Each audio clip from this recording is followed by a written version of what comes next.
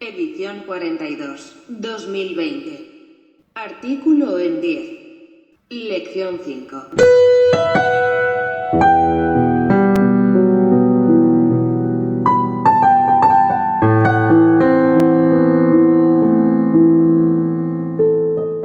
Unificación de las ciencias de ambas dimensiones. La visión del mundo moderno.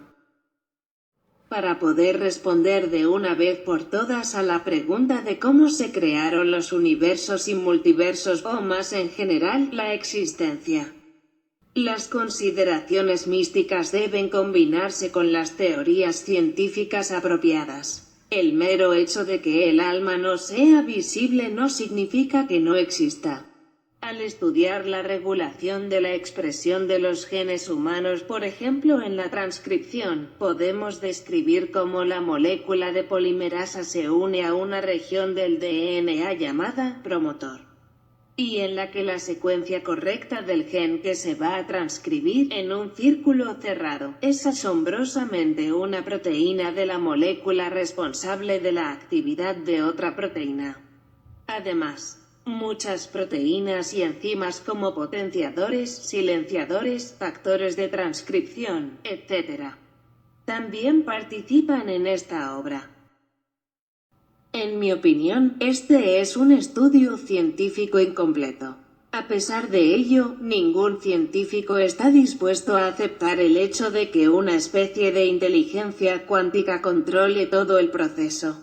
Pensando en lo que ocurrió durante el Big Bang, los científicos proporcionan una teoría del vacío cuántico bastante débil que ni siquiera es capaz de explicar de dónde vino el efecto de la suciedad, que destruyó la simetría entre los electrones y los positrones. Tenemos que aceptar el hecho de que la ciencia es capaz de teorizar el origen de los universos solo desde el Big Bang.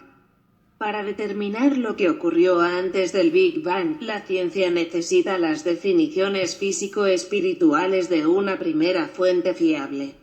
Hasta el día de hoy, no ha habido ninguna descripción científicamente aceptable, sensata, significativa, tangible y completa que sea técnicamente compatible con las ciencias naturales y capaz de comenzar donde las ciencias naturales no pudieron dar un paso adelante.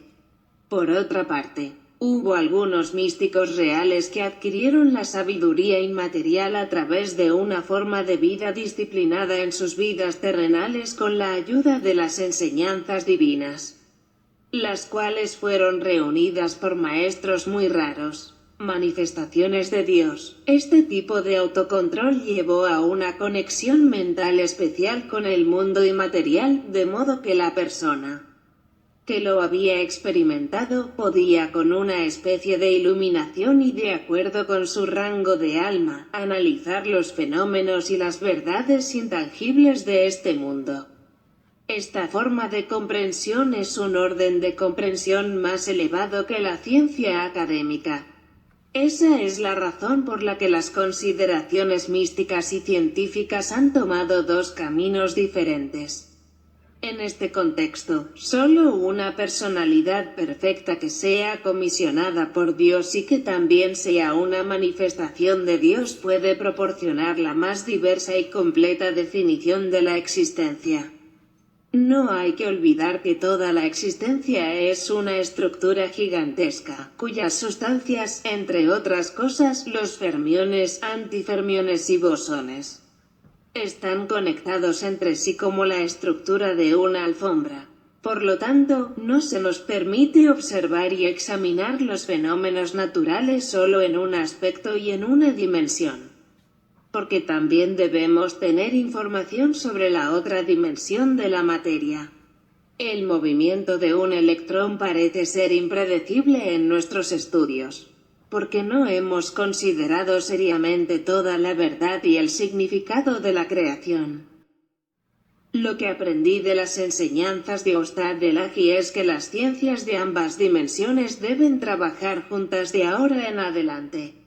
En mi opinión, El informe de creación proporcionado por Ostad Delahli y la información de otras partes de sus enseñanzas sobre el origen de la existencia tienen el potencial necesario para cumplir exactamente esta afirmación. Tales ha afirmado que toda la existencia está llena de Dios y los físicos de partículas elementales están convencidos de que todo el universo está lleno de partículas y antipartículas. Mi objetivo es mostrar cómo las dos afirmaciones pueden coincidir y todo lo que es necesario saber en este contexto.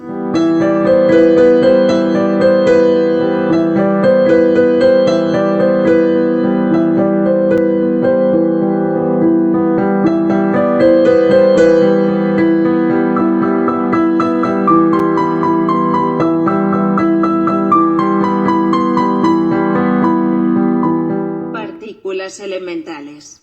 Información general. En la física de partículas, las partículas elementales generalmente significan los más pequeños bloques de construcción fundamentales de la materia. Demócrito postuló la teoría atómica 400 años antes de Cristo. Según esta teoría, la materia está compuesta por las partículas más pequeñas, es decir, los átomos que ya no son divisibles. Esta teoría fue, entre otras cosas, inicialmente confirmada por el desarrollo de la química en el siglo XVIII.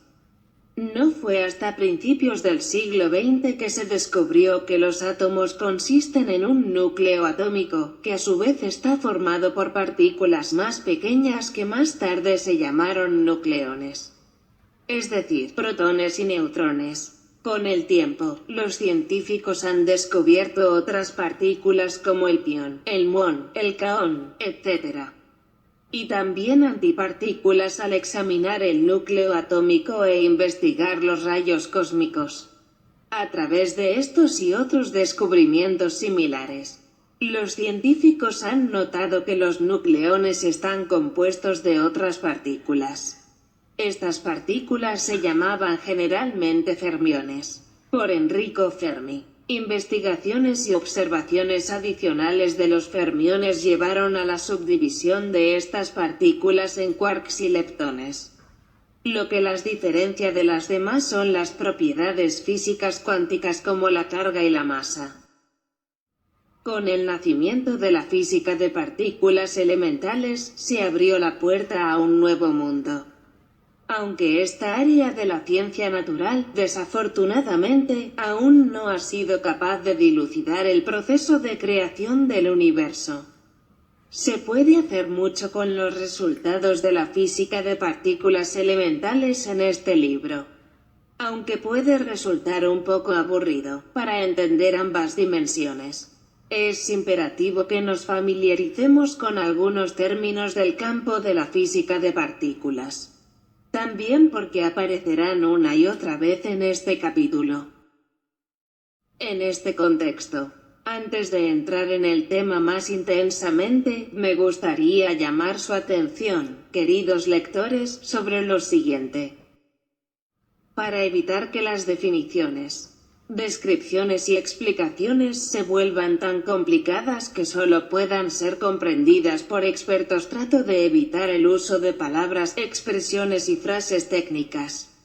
Esto no afecta el nivel de contenido del libro, porque las discusiones nos proporcionan una información valiosa que no depende de los términos técnicos.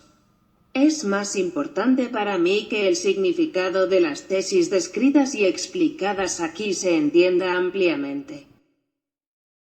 Fin de la 10ª parte. Investigación y estudio. Faramarz Tabesh. Fuente principal. El libro Biología de la dimensión cuántica. Por Faramarz Tabesh. Siguiente tema. Definición de algunos términos físicos de partículas necesarios.